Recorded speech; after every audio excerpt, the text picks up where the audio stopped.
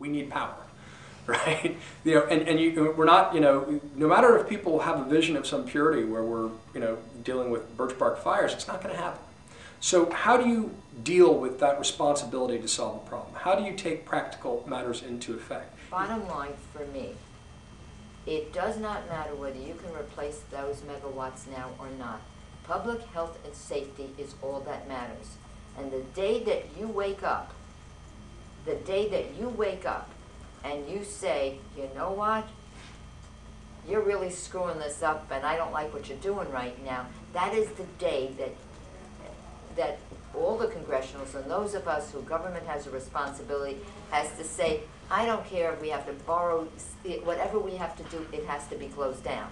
Folks have been less willing to negotiate, less willing to trade off, less willing to say, I'm going to give a little this time around and then you'll give a little next time around, and work to create pragmatic solutions to better our environment, to better our country, to better our legislative process.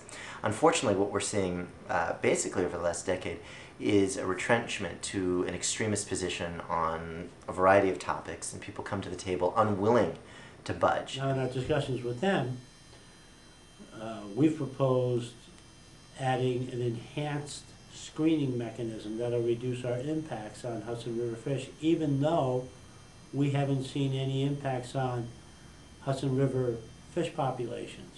Well, Riverkeeper continues to believe that a closed cycle cooling system, a closed loop system, is the best answer to stop the environmental degradation that Indian Point causes. The issue is currently in litigation, and so we're working with our experts, and Entergy is putting forth their experts. So, it's an ongoing debate.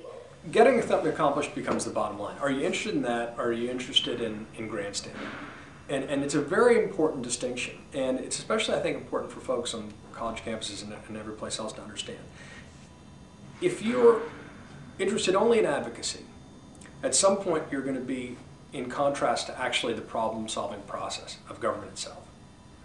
And it's a question of, do you view all this as a preamble to governing, to actually solving a problem? In which case you can stake out a strong position, feel passionately about it, but you're trying to figure out how to think bigger about a larger solution. Or are you an absolutist? Do you believe it's either all or nothing, my way or the highway? I think it's important that we're able to, or that we would offer, compromises, or would negotiate, we'd be willing to settle on a compromise. So I think Entergy has always shown its willingness to do that.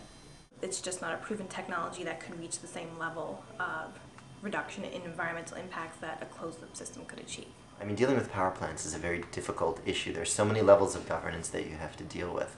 One of the concerns that I have with environmentalists is that while I'm not opposed to the idea of protecting the environment on a personal level, as someone who's studied these sorts of people before, environmental groups, again, while their aims are very, very noble, tend to take very extremist positions. The idea is to say, we need to work in an marketplace and recognize that you need to balance and you need to be willing to trade off and realize that you're not going to get everything you want. First step is you can't demonize people you disagree with. You need to figure out a way to disagree agreeably. To say, look, as Jon Stewart recently said in his Restore Sanity rally, which I loved, I really disagree with you, but I'm pretty sure you're not Hitler. It's a good place to start. And we've forgotten that a little bit in our debate. People are pretty quick to demonize the people they disagree with. And once you do that, it's incredibly difficult to sit across the table with them in good faith. No, there's no personality clashes. It's handled in a professional manner, but from a legal perspective, they have an army of attorneys that are very aggressive in their approach. So in that way, it is certainly